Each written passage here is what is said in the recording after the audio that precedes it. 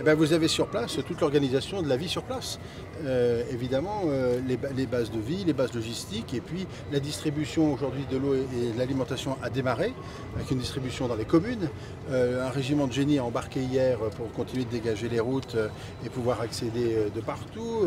Une équipe de la sécurité civile pour contrôler la qualité de l'eau, des équipes d'EDF, des équipes pour l'électricité, vous comprenez bien, du matériel sanitaire, des secours, des médecins, des infirmiers, des gens sont en renfort, donc tout le monde est sur place. Maintenant il faut se déployer sur place, ça a commencé.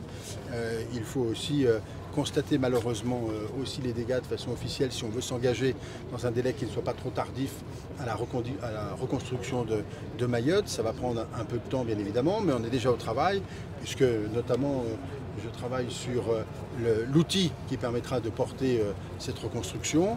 Des propositions sont faites très rapidement au Premier ministre, elles ont déjà été faites en réalité. Et puis il y a des outils juridiques à mettre en place parce que on est en état de droit, vous le savez, mais dans les circonstances telles que nous les vivons aujourd'hui, il y a des exceptions, et il y a des possibilités d'exception, mais il faut un texte. Ce texte est prêt, il sera soumis au Parlement le plus rapidement possible, de manière à ce qu'on s'inscrive dans une logique d'efficacité.